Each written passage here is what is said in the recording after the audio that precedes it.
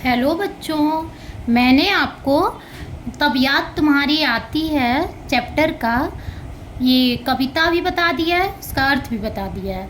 अब उसके जो भी प्रश्न उत्तर हैं उसको कराऊंगी। ठीक है, तो आइए अब उसके प्रश्न उत्तर को देखते हैं।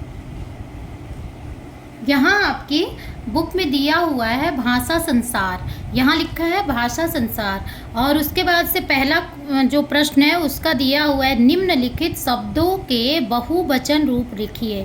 तो बहुवचन क्या होता है? जब कोई भी एक सामान, एक वस्तु या कुछ भी एक रहता है तो उसको हम एक वचन कहते हैं, और एक से अधिक अगर हो गया तो उसको क्या कहते हैं? बहुवचन। तो जैसे नदी है तो नदी क्या है? एक है, और उसका अगर बहुवचन बनाया जाएगा तो क्या होगा? नदियाँ, अनेकों नदियाँ।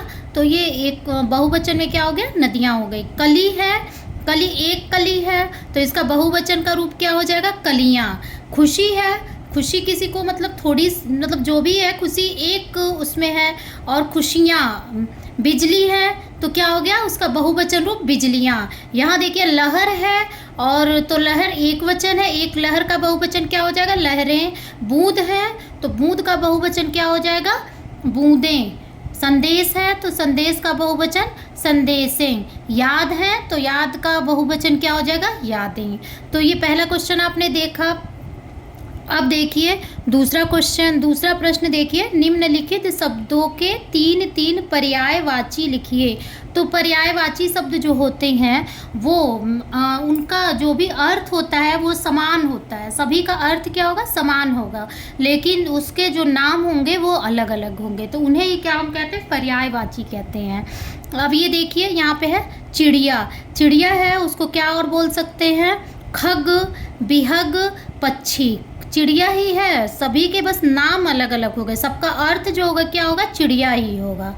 नदी, नदी जो है उसका क्या? एक सरिता, तरंगिनी, तटिनी, और भी बहुत से नाम होते हैं, लेकिन आपके में तीन तीन दिया हुआ है तो तीन तीन ही लिखना है। दुनिया, संसार, जग, जगत। दुनिया का क्या और नाम होगा? संसार, जग, जगत। यहाँ देखिए बिजली का क्या होगा? चपला, दामिनी, तड़ित। चपला, दामिनी, तड़ित। तारा का क्या हो जाएगा? नक्षत्र, नखत, तारक। नक्षत्र, नखत, तारक। यहाँ हवा है, हवा का क्या होगा? वायु, समीर, पवन। हवा के और क्या क्या नाम होंगे? वायु, समीर, पवन। तो ये आपने पर्यायवाची देखा। तो पर्यायवाची जो शब्द होते हैं मैंने पहले भी आपको बताया है कि उसका जो अर्थ होगा वो बिल्कुल सेम होगा, एक ही अर्थ होगा, बस क्या होगा? उसके नाम बदल जाएंगे। दूसरा क्वेश्चन भी आपने किया। अब तीसरा क्वेश्चन देखिए, पुनरुक्त और विपरीतार्थक अर्थ वाले शब्द युग्म पाठ से ढूंढकर लिखिए। तो अभी तक तो आपने एक ही अर्थ वाले देखा, पर्यायवाची। अब विपरीतार्थक अर्थ वाले भी शब्दों को देखिए। पुनरुक्त शब्द युग्म, जैसे आपके जो बस चैप्टर है या आपका जो पाठ है उसी के शब्दों को बस देखना है। तो क्या क्या इसमें है? खोल खोल, छम छम और चमचम।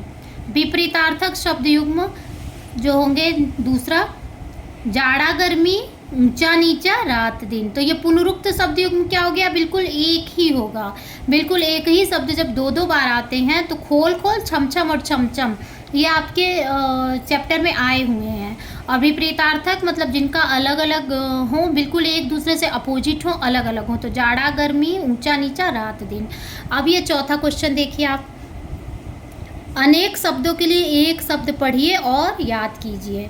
गाने वाले को क्या कहते हैं? एक शब्द में गायक कहते हैं। नृत्य करने वाला नर्तक, लिखने वाला लेखक, सृजन करने वाला सृजनहार, पालन करने वाला पालनहार, गीत की रचना करने वाला गीतकार, साहित्य की रचना करने वाला साहित्यकार। तो ये आपके जो पुस्तक है उसमें इतने क्वेश्चन और दिए हुए थे, क्वेश्चन आंसर या फिर जो भी बुक का दिया हुआ था, तो ये मैंने करा दिया है। और जो अर्थ है और कविता का पूरा मैंने आपको पिछले पार्ट में समझा दिया है। Thank you.